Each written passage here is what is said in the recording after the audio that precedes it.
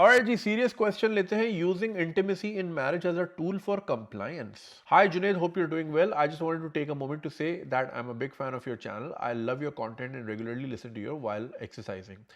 If you ever have a chance, I'd love to ask you for your perspective on a personal issue I've faced in my marriage. I'm an IT professional living in Australia and got married here with a Desi girl who migrated to Australia with her family at an early age.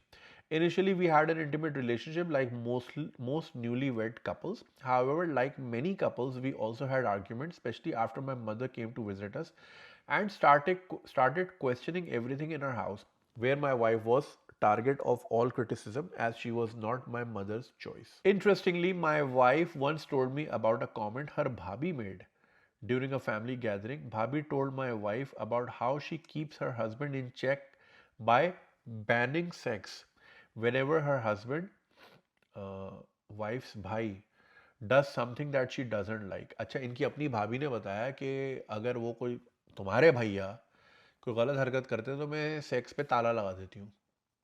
यही, हाँ हाँ, ये यही कह रही है. At the time, my wife told me she is so besharam telling me about her personal issues, but since that conversation, I observed sudden shift in my own wife's behavior. Whenever we had even a small argument, my wife started refusing intimacy, which further escalated tensions between us. She also complained about my snoring, that she cannot sleep with me unless I have an operation to fix my snoring.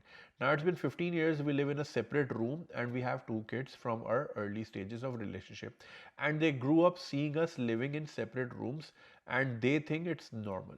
Maybe after years of constant rejection, I subconsciously adopted the same pattern and stopped showing interest in her as well. We are in process of shifting to our new house and now suddenly at the age of 40 plus, she expressed her desire to move with me in the master bedroom. I also observe she wants to improve this relationship, but now I'm so used to my own independence and living alone in separate room as it allows me to wake up till late, do my office work as I work from home or simply watch TV. I believe our sexless marriage persisted because I didn't want my children to grow up in a single parent household or experience emotional distress. Am I in some unique situation or this happens with other people too? Keep up the awesome work and looking forward to your next upload. Okay, so ये एक serious issue है. Intimacy as using intimacy in marriage as a tool for compliance, यानी बात मनवाने के लिए sex का इस्तेमाल.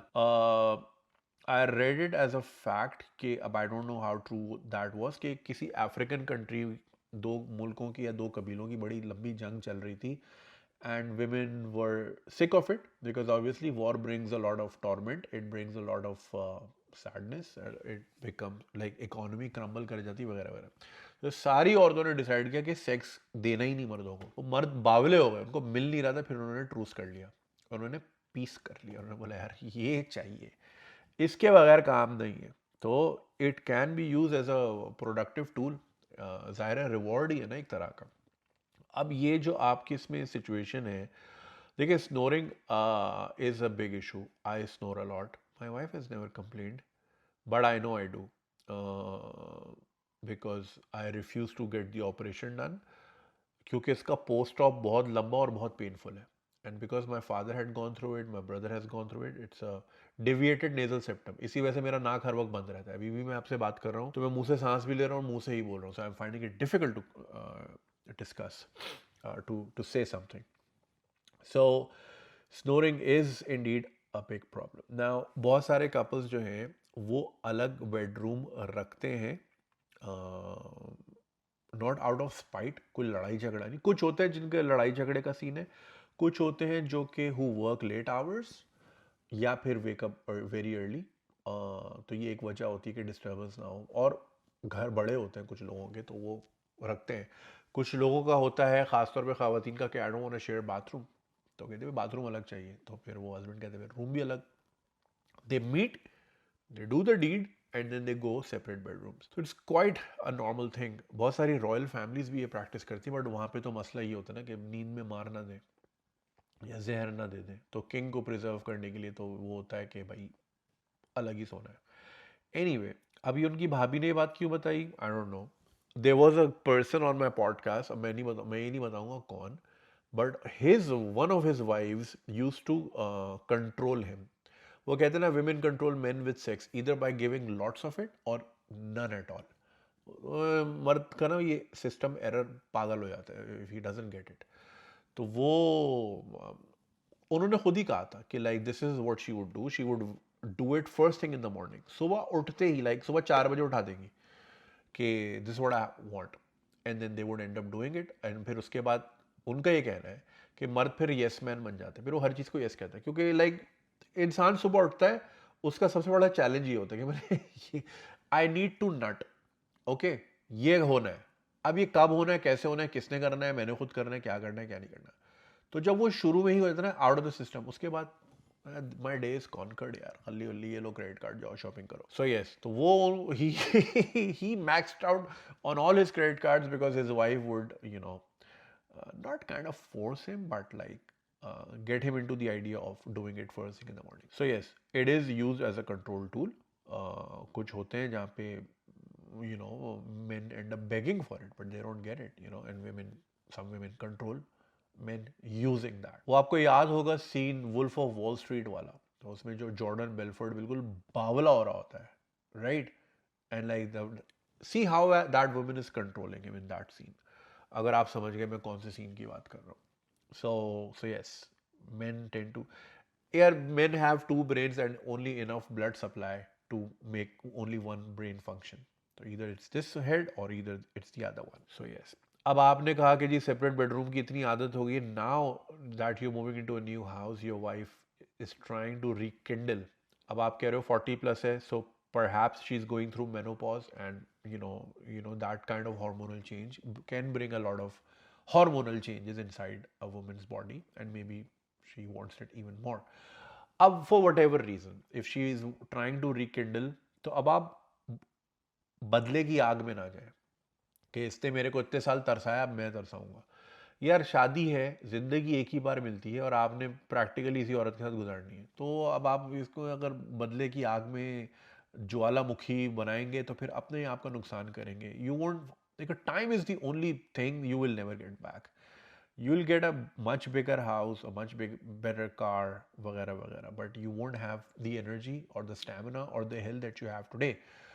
तो उसका फ़ायदा उठाएं, and if she is trying to reconcile relationship, go for it. बदला ना लें उनसे.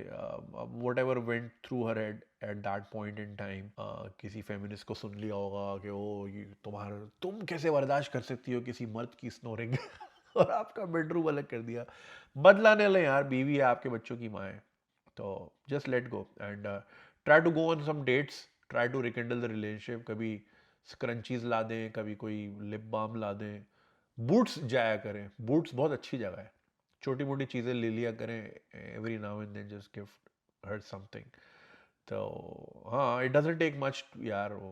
सम कुछ लेडीज़ लोग अच्छी होती हैं यार, मतलब वो कहती हैं बस छोटी मोटी चीज़ भी चलेगी. ट्विक्स पे सेट हो जाती हैं यार, ट्विक्स पकड़ा दो सही हो जाती हैं. या वो हैगन डास की, या कौन सी दूसरी आइसक्रीम है यार, वो बड़ी मशहूर है. या मैन. सो और प्लान करें डेट्स, खुद ही प्लान करें, और ये नहीं पूछें कि कहाँ जाना है. बोलो हम यहाँ जा रहे हैं और ये बुकिंग है, रिजर्वेशन है, this is the dress code, so let we are going here. बस इस तरह करके देखें. Women like men who take initiative. वो ये नहीं कि अच्छा हाँ लेके जा तो रहा हूँ ना, पैसे दे तो रहा हूँ ना, अरे भाई ये नहीं चाहिए, तेरे पैसों के लिए नहीं मर रही वो. विमेन लाइक टू सी, क्या बोलते हैं उसको, मेरा दिमाग नहीं काम कर रहा है यार, वर्ड्स नहीं आ रहे. विमेन लाइक टू सी, क्या बोलते हैं वो जो, अब इतना वो वर्ड यूज होता है मेरे जहन में क्यों नहीं आ रहा वो. Women like to see men pee. What the fuck man, ये क्या खुल गया है. अरे नहीं यार, वो जो लेना होता है ना, स्टेप लेते हैं यार, क्या बोलते हैं इसको, इनिशिएटिव नहीं कहते यार, एक वर्ड होता है इसका. अब मैं पूरा आर्टिकल पढ़ूंगा इस पे. Let me ask my wife. हाँ, मैंने वो एक चीज़ पूछनी है, what do women like to see in men. वो जो यार एक वर्ड में जहन में नहीं आ रहा, मैं फंसा हूँ बहुत देर से. उसको कहते हैं, नहीं नहीं, what women like to see that in men. यार उसको वो बोलते हैं, the idea is कि like men who make up not a move but men who plan things. नहीं, एक वर्ड होता है. हाँ, अरे मैस्कुलिनिटी नहीं, एफर्ट एफर्ट एफर्ट, हाँ effort is the word, sorry यही नहीं आ रहा था, खुद ही आ गया। हाँ टोटली नॉट मी, वही मैं बता रहा हूँ कि ये this is not me, the ideal man is not me, मैं सबको यही बता रहा हूँ। Yeah my wife has a lot to disagree with. Okay bye. So yeah effort effort देख, औरतों को एफर्ट देखनी होती है यार, कि हाँ यार इसने थोड़ा बहुत स्टेप तो लिया, ये इसके जहन में मैं हूँ तो सही। So yes, clearly not me.